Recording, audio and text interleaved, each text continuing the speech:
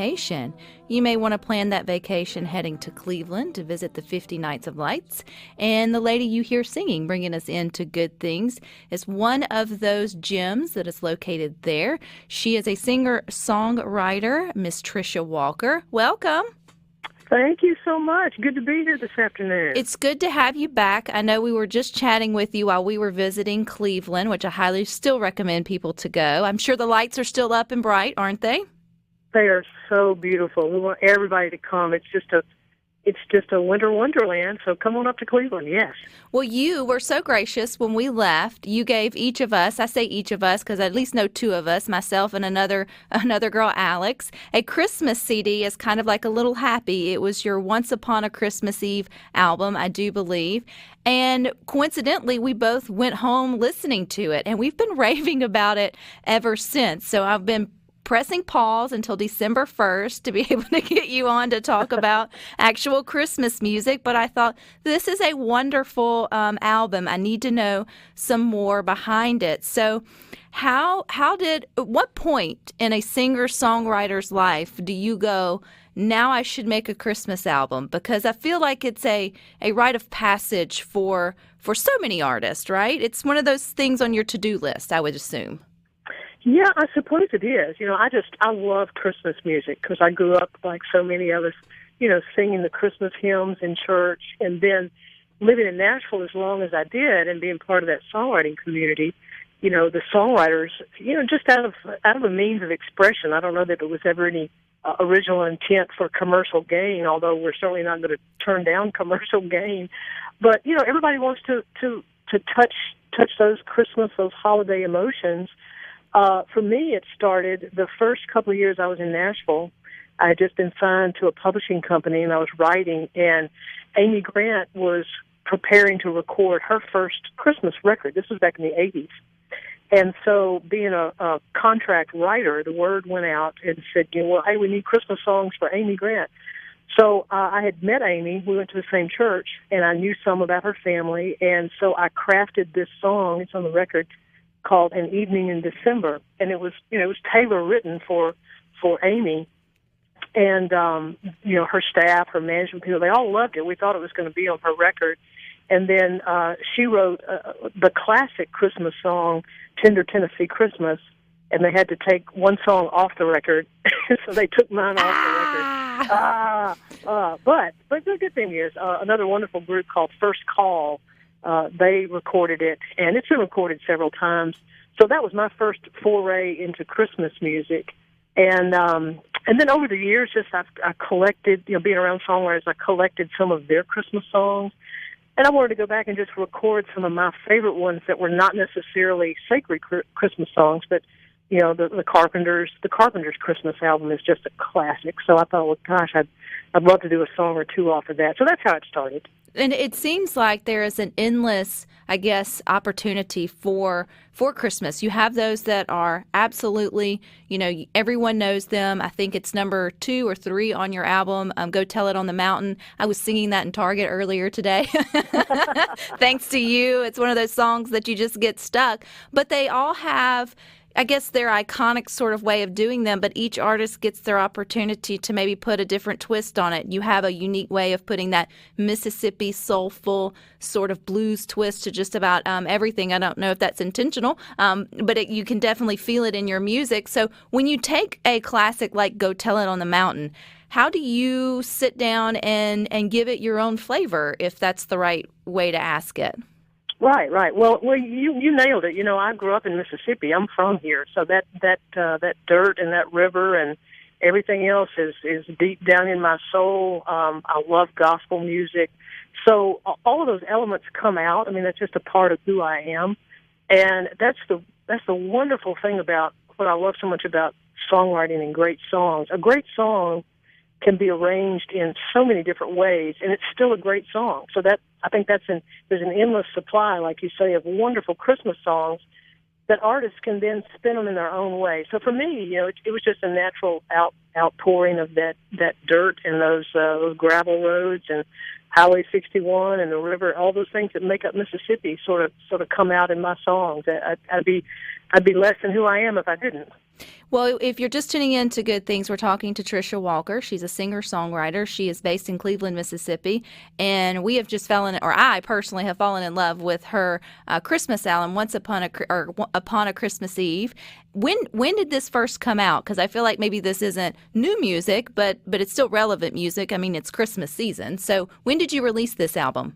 Right. This one actually I recorded in 2008. I had come back to Mississippi, but this was an album that was already in progress being recorded in Nashville. So I finished it at a studio in Nashville in 2008. And like you said, Christmas music is timeless. So even though it's not a new recording, people pull out their Christmas records every year. I know I do, and listen to them every year.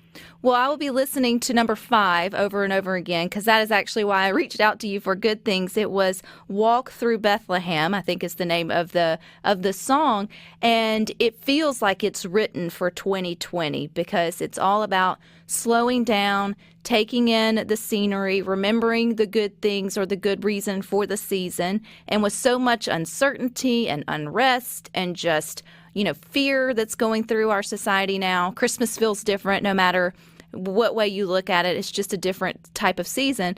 This song just feels like it should be the anthem for Christmas for us this year. So I know it was written or it was recorded back in 2008, not for 2020, but give us the story behind that song. Oh, I surely will. And again, that's another beautiful thing about great songs. They have the ability to morph over time and become relevant, a lot of them, for the year in which you hear them. So I think you're absolutely right. The message in that song is so applicable to 2020. But I learned that song from my friend Ashley Cleveland, who's a 3-time Grammy winner. She's a member of our Women in the Round songwriters group that's come down here to Cleveland a few times. She wrote that with Wally Wilson and John Jarvis, who are both wonderful Nashville songwriters.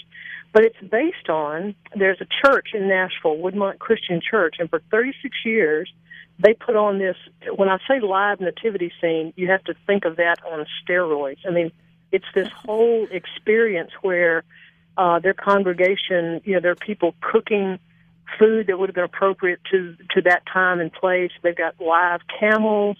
And so basically they promote that as you walk through Bethlehem. And they've got tradesmen and cooks and musicians and shepherds. And it's a very, very, in-person walk through Bethlehem. And so that's how the writers wrote that song, as a reflection of that,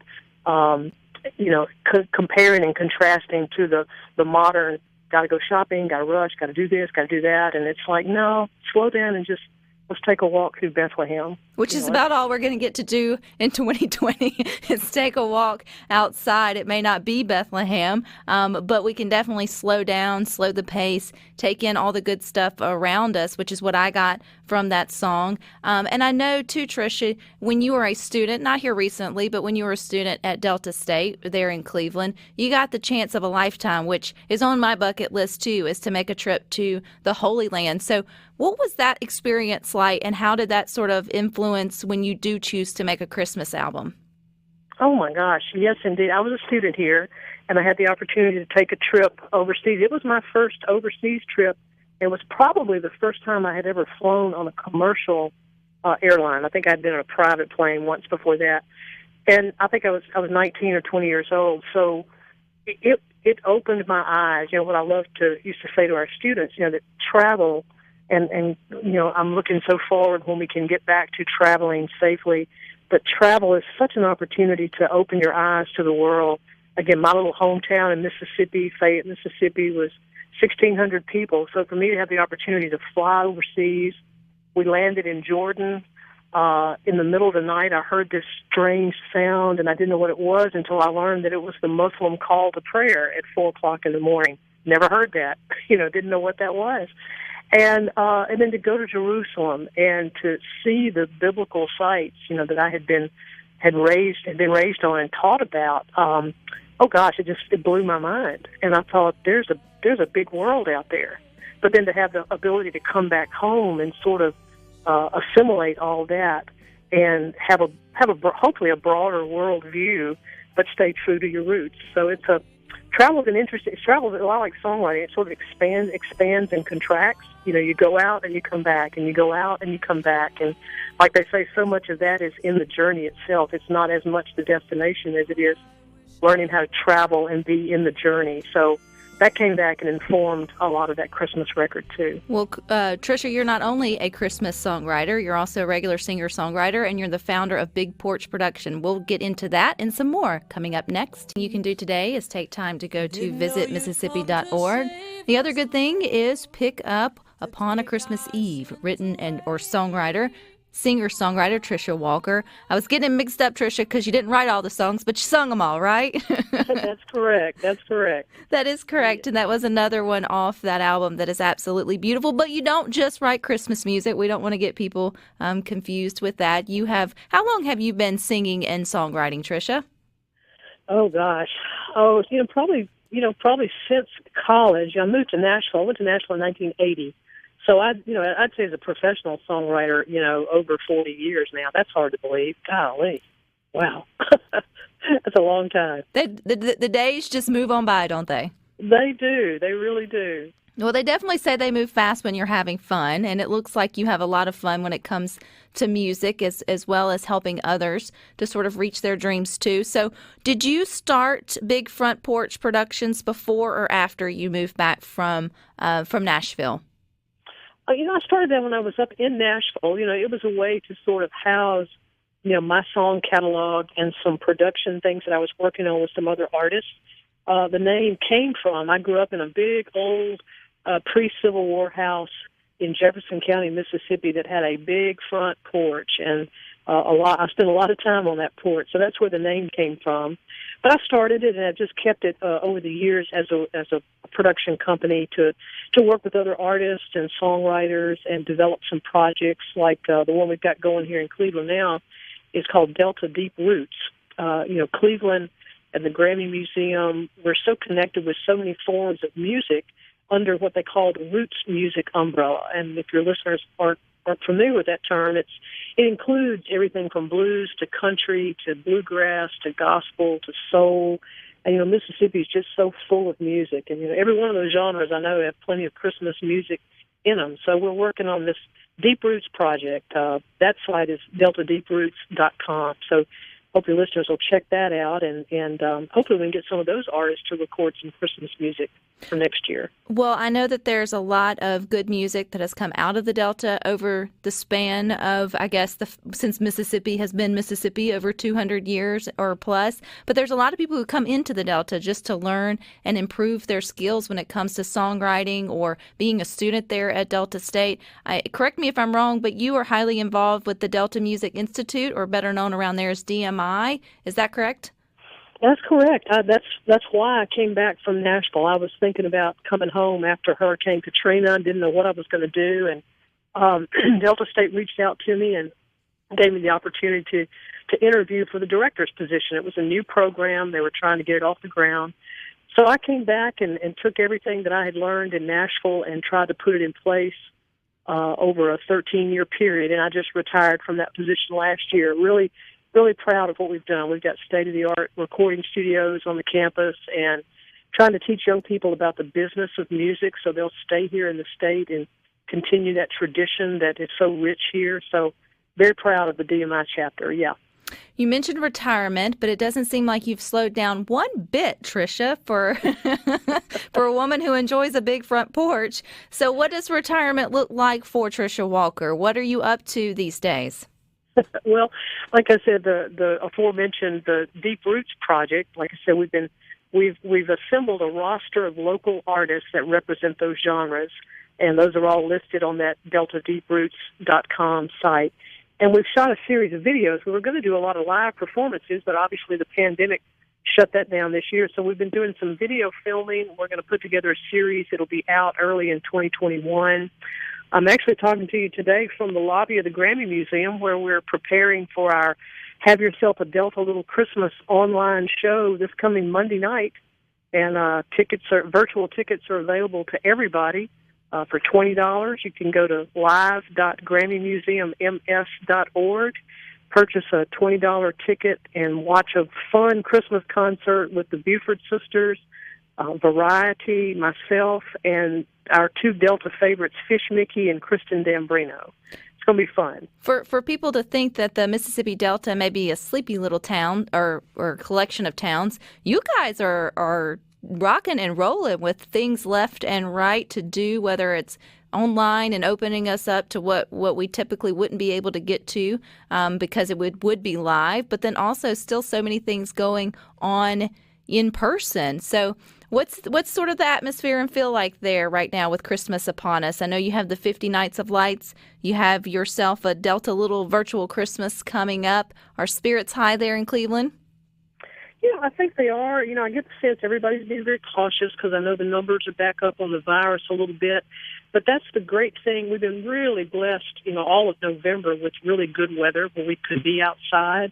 And now that the 50 Nights of Lights is up and launched, that's another thing you can do safely outside, and it still feels like a traditional Christmas. You just bundle up and get on the walking trail or stay in your car. And so that that event in itself really, really contributes to the Christmas spirit here in Cleveland. I think people are, you mentioned earlier about just having a little bit more time.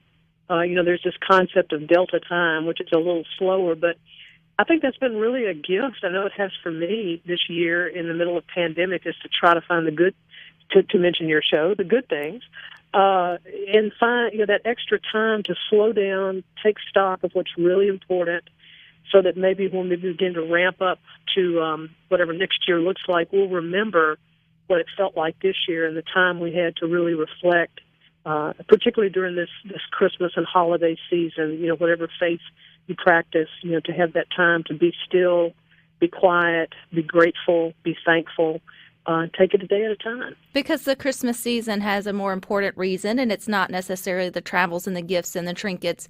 It really is, taking stock of everything that you do have that's still good. And I think that Delta does a good job of helping you slow down and take in all of that every day of the year, not just during the holiday seasons. But Tricia, you mentioned travel was important to influencing a lot of your songwriting specifically. We talked about you going to the Holy Land and that being impactful. I'm curious, is there another trip that, through your 40 years there in Nashville that was just super impactful for the way that you chose to produce music? That's a good question. I'd have to look back. I had an opportunity to travel a lot with the artists that I work with, but the year before I came back to Mississippi, I had an opportunity to go on a mission trip to Northern Ireland. And, my ancestry is part Irish and Scottish and English, and that really impacted me because I felt like some of that music was the music of my ancestors. And, to be in that spot and to sort of soak that in, I think affirmed that. And not that I've written any Celtic music lately, but I certainly do love it. And I enjoy melodies. I enjoy, the old songs that are built off a lot of those English and Irish melodies that came from overseas. So I would say that was a pretty important trip for me. Interesting. I could just talk about all of your travels all day. I know we enjoyed dinner while we were there at Cleveland, and I was telling Rhino, if you ever met someone that's just their soul is calm, and when you walk into a room, they just help bring it down a notch in the best way possible, I said, that is Tricia Walker. Well, thank you. I'll take that as a compliment. It is definitely a compliment, and it's something we definitely all need. And if we need to hear any of your music, Christmas or not, Tricia, where are you online, or how can we get your album digitally or even the old school way? Where can we find you? Absolutely. Well, all my music is on my website, which is bigfrontporch.com, and you're able to purchase physical copies there or download. And then at the same time, you can also stream it on the regular platforms, Apple Music and Spotify and Pandora. I think I have a Pandora station. So just about anywhere you can get music. It's not in too many local stores except here in Cleveland, but if you want a physical CD, you can order it off the website, and I'll package it myself and put it in the mail to you. Do you have a favorite Christmas song, yours or not? Ooh, that's a tough one. There's one that's on my Christmas record that I think is so beautiful, written by Andrew Peterson, called Labor of Love. And it's, of course, it's about the birth of Jesus, and it really focuses on Mary and what a it's just got some beautiful lyrics. He's an outstanding writer. So Labor of Love's got to be one of my favorites. Now, another one that is a favorite of everybody, my buddy, my friend, my pal, Buddy Green, who I heard his harmonica. He plays harmonica on the record, but he's the co-writer of Mary Did You Know? And I don't know, in my generation, I don't think there's ever been a song that's been as profound for the Christmas season as Mary Did You Know? I agree. I completely agree. But I will say, go tell it on the mountain, over the hills and everywhere. I've been singing that all day. Sing it, Rebecca. Thank you. Yeah. No, I want to keep my job, Tricia. I know what gets my money paid, and it is not singing for me, but it is for you. And I appreciate your time here on Good Things and your hospitality while we were there in Cleveland. Look forward to having you back at some point. Thank you so much, Rebecca. It's been great to visit with you. I hope all your listeners have a very blessed and safe and peaceful holiday, and we're looking forward to 2021. Amen. Merry Christmas to you, and you guys stick with us. We've got a few more good things up next.